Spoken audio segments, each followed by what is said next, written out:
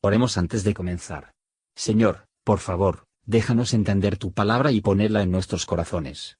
Que moldee nuestras vidas para ser más como tu Hijo. En el nombre de Jesús preguntamos. Amén. Capítulo 7. Y como acabó todas sus palabras, oyéndole el pueblo, entró en Capernaum. Y el siervo de un centurión, al cual tenía él en estima, estaba enfermo y a punto de morir. Y como oyó hablar de Jesús, envió a él los ancianos de los judíos, rogándole que viniese y librase a su siervo. Y viniendo ellos a Jesús, rogáronle con diligencia diciendo, porque es digno de concederle esto, que ama nuestra nación, y él nos edificó una sinagoga. Y Jesús fue con ellos. Mas como ya no estuviesen lejos de su casa, envió el centurión amigos a él diciéndole, Señor, no te incomodes, que no soy digno que entres debajo de mi tejado. Por lo cual ni aun me tuve por digno de venir a ti, mas di la palabra, y mi siervo será sano. Porque también yo soy hombre puesto en potestad, que tengo debajo de mí soldados, y digo a éste, ve, y va, y al otro, ven, y viene, y a mi siervo, hace esto, y lo hace. Lo cual oyendo Jesús se maravilló de él, y vuelto dijo a las gentes que le seguían, Os digo que ni aun en Israel he hallado tanta fe. Y vueltos a casa los que habían sido enviados, hallaron sano al siervo que había estado enfermo. Y aconteció después que él iba a la ciudad que se llama Naín, e iban con él muchos de sus discípulos y gran compañía. Y como llegó cerca de la puerta de la ciudad, he aquí que sacaban fuera a un difunto, unigénito de su madre, la cual también era viuda, y había con ella grande compañía de la ciudad. Y como el Señor la vio, compadecióse de ella, y le dice, No llores. Y acercándose, tocó el féretro, y los que lo llevaban pararon. Y dice, Mancebo, a ti digo, levántate. Entonces se incorporó el que había muerto y comenzó a hablar, y dióle a su madre. Y todos tuvieron miedo, y glorificaban a Dios diciendo, que un gran profeta se ha levantado entre nosotros, y que Dios ha visitado a su pueblo. Y salió esta fama de él por toda Judea, y por toda la tierra de alrededor. Y sus discípulos dieron a Juan las nuevas de todas estas cosas. Y llamó Juan a 2 de sus discípulos, y envió a Jesús diciendo, ¿Eres tú aquel que había de venir, o esperaremos a otro? Y como los hombres vinieron a él, dijeron, Juan el Bautista nos ha enviado a ti diciendo, ¿Eres tú aquel que había de venir, o esperaremos a otro? Y en la misma hora sanó a muchos de enfermedades y plagas, y de espíritus malos, y a muchos ciegos dio la vista.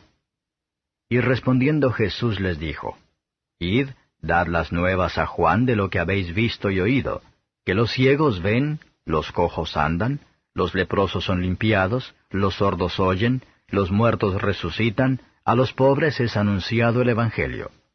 Y bienaventurado es el que no fuere escandalizado en mí. Y como se fueron los mensajeros de Juan, comenzó a hablar de Juan a las gentes.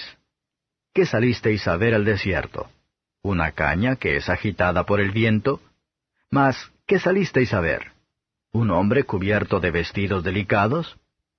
He aquí los que están en vestido precioso y viven en delicias, en los palacios de los reyes están. Mas, ¿qué salisteis a ver? ¿Un profeta? También os digo, y aún más que profeta. Este es de quien está escrito, He aquí envío mi mensajero delante de tu faz, el cual aparejará tu camino delante de ti. Porque os digo que entre los nacidos de mujeres, no hay mayor profeta que Juan el Bautista, mas el más pequeño en el reino de los cielos es mayor que él. Y todo el pueblo oyéndole y los publicanos justificaron a Dios bautizándose con el bautismo de Juan. Mas los fariseos y los sabios de la ley desecharon el consejo de Dios contra sí mismos, no siendo bautizados de él. Y dice el Señor, ¿a quién pues compararé los hombres de esta generación, y a qué son semejantes? Semejantes son a los muchachos sentados en la plaza y que dan voces los unos a los otros y dicen, Os tañimos con flautas y no bailasteis, os endechamos y no llorasteis. Porque vino Juan el Bautista, que ni aun comía pan, ni bebía vino, y decís, Demonio tiene. Vino el Hijo del Hombre, que come y bebe, y decís, he aquí un hombre comilón y bebedor de vino, amigo de publicanos y de pecadores. Mas la sabiduría es justificada de todos sus hijos. Y le rogó uno de los fariseos que comiese con él. Y entrando en casa del fariseo, sentóse a la mesa. Y he aquí una mujer que había sido pecadora en la ciudad, como entendió que estaba a la mesa en casa de aquel fariseo, trajo un alabastro de ungüento, y estando detrás a sus pies, comenzó llorando a regar con lágrimas sus pies, y los limpiaba con los cabellos de su cabeza, y besaba sus pies, y los ungía con el ungüento. Y como vio esto el fariseo que le había convidado, habló entre sí diciendo, si fuera profeta, conocería quién y cuál es la mujer que le toca, que es pecadora. Entonces respondiendo Jesús le dijo, Simón, una cosa tengo que decirte. Y él dice, Di, maestro. Un acreedor tenía 2 deudores. El uno le debía 500 denarios, y el otro 50. Y no teniendo ellos de qué pagar, perdonó a ambos. Di pues, ¿cuál de estos le amará más? Y respondiendo Simón dijo, Pienso que aquel al cual perdonó más. Y él le dijo, Rectamente has juzgado. Y vuelto a la mujer, dijo a Simón, ¿Ves esta mujer? Entré en tu casa, no diste agua para mis pies, mas ésta ha regado mis pies con lágrimas y los ha limpiado con los cabellos. No me diste beso, mas ésta desde que entré no ha cesado de besar mis pies. No ungiste mi cabeza con óleo, mas ésta ha ungido con ungüento mis pies.